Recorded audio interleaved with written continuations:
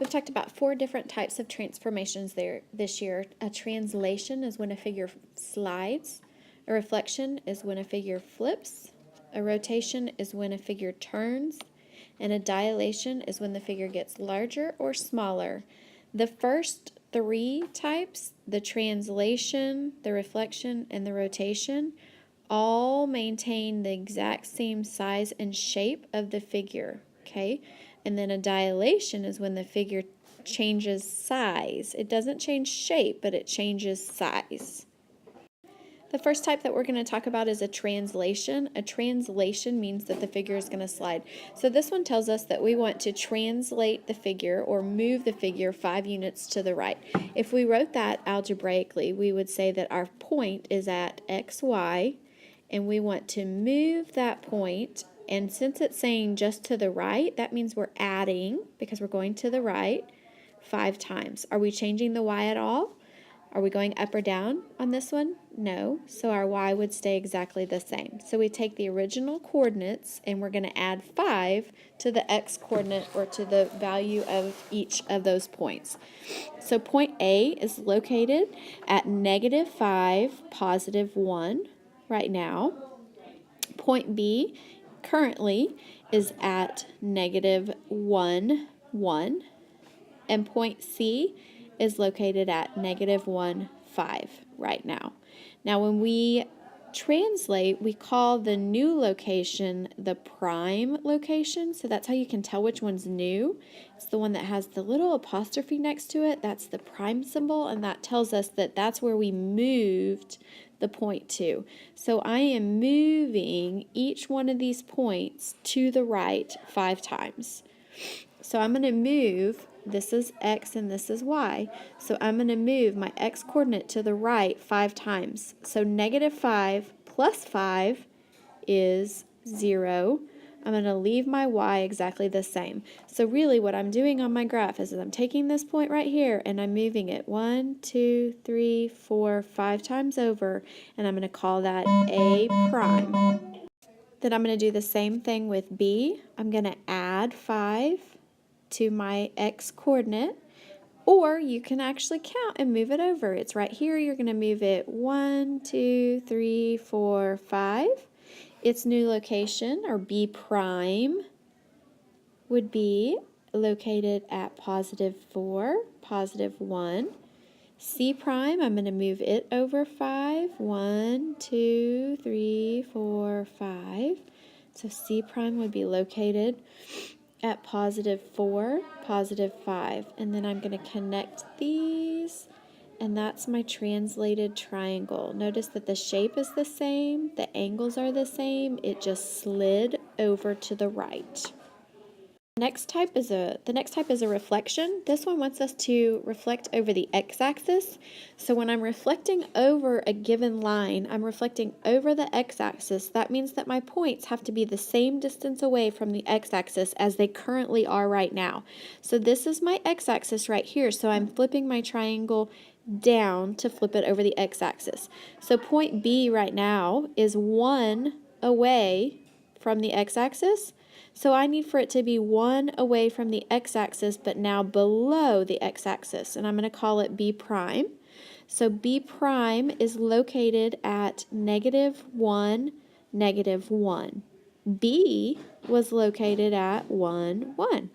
So this is where it moved to when I reflected it.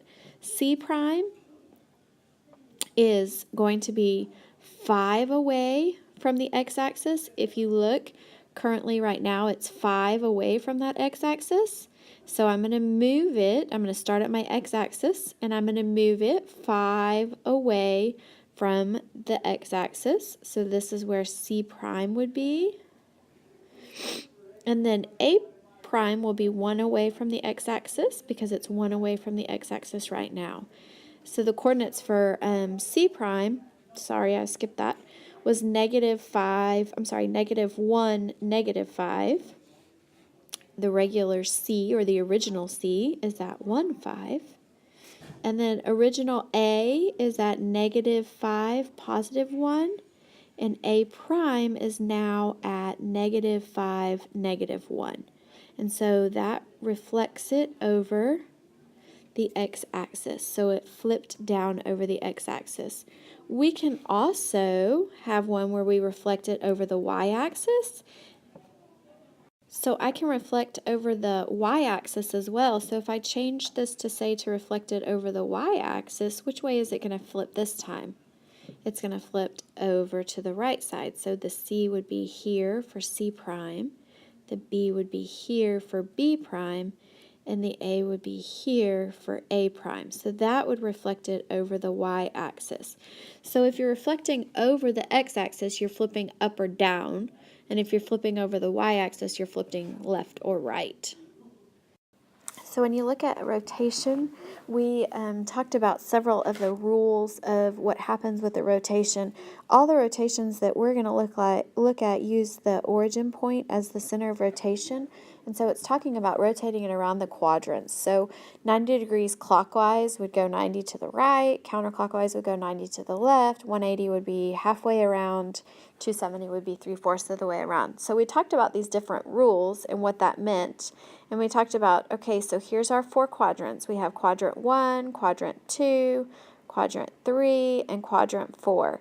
If my figure starts out in quadrant 1, and we say 90 degrees counterclockwise, it's going to go 1 quadrant to the left, which means that if it's moving over here to the left, my x-coordinate would have to be negative, and my y-coordinate would have to be positive, which is when I'm flipping that order. So I'm looking at this one down here.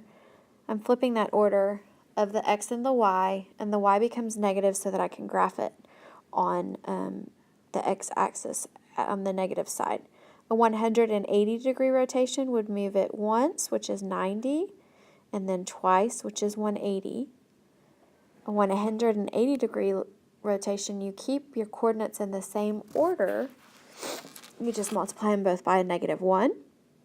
And then 90 degrees clockwise, you would flip your order, and then you multiply your x-coordinate by the -1. Okay? And those are the rules, but you can also draw it or look at what's happening. So this one wants us to rotate this figure 90 degrees counterclockwise. So counterclockwise, if I'm looking at the clock, means I'm moving it still to the left from where it is. So if I made this like into my clock, here's my 12, my 3, my 6, my 9. So if this was my big clock, counterclockwise would be going this way, right? So I'm moving it 90 degrees this way, which means it needs to move 1 quadrant. So it's going to end up being down here in quadrant 3. When I rotate this down, the point C is going to turn, because I'm bringing it down here, and it's going to be right here. It's going to, nope, it's not. It's going to be, sorry, it's going to be right here.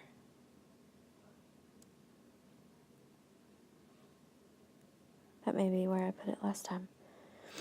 And so what it's doing is it's moving and turning. So this would be C prime. C currently is located at -1 and then 5. And in the rotation, C prime would be at -5, -1. And so there's where C prime would be. B would move down here to -1, -1. So this is B prime. And A prime is going to turn and move down here to the -1, -5. So there's where your new locations are of your points. So this is what a 90 degree counterclockwise rotation would look like. If I continued and went for a 180 degree counterclockwise rotation, it would end up right here in quadrant 4. And again, it would just keep turning. So the A would then be here. My B would be over here. My C would be down here. It just keeps turning around as it goes around the quadrants. A dilation uses a scale factor. When we're talking about dilation, we're talking about multiplying or dividing to make our figure either larger or smaller. We're not adding or subtracting. Dilation is multiplying or dividing. So when it tells you that you have a scale factor of 1/4, that means times 1/4. If it says you have a scale factor of 2, it means that you multiply times 2. The scale factor is what you multiply or divide by to get to your new points. So we're going to use the scale factor of 1/4 because it's saying to use 1/4 of x and 1/4 of y for each point. So I'm looking to find out what 1/4 of x would be and 1/4 of y for each of these. So if I look at point Z first, the current coordinates of point Z are, the current points for point Z are 4 on the x-axis and 8 on the y-axis. Notice that it's counting by 2s on your graph. And so I'm going to multiply 1/4 times 4, and I'm going to do 1/4 times 8 to get Z prime. So Z prime would be 1 and 2. So if I graph that, I would go over 1 and up 2, which would be about right here. Since my graph is counting by 2s, we would call that Z prime. Then I would do the same thing with Y. Y currently is at -4, -4. So I would multiply both of those times 1/4. And I'm going to get that y prime is at -1, -1. Remember, it's counting by 2s, so -1, -1 would be about right here. So that would be y prime. And then I would do the same thing for x. X currently is at -8, 4. So then x prime would be 1/4 times -8 and 1/4 times 4, which is going to get me to a -2, 1. So x prime is at -2 and then 1. So -2, 1 would be about right here. So our triangle is really tiny because it's going to be 1/4 of the size of the original triangle. It's going to look something like that right in there. Okay? And that's what a dilation using the scale of 1/4 does. So these are your practice problems that I want to check before you move on. At your station or at your table, there will be some copies of this graph. So if you need the copy of the graph so you can actually graph it on there, that would be great.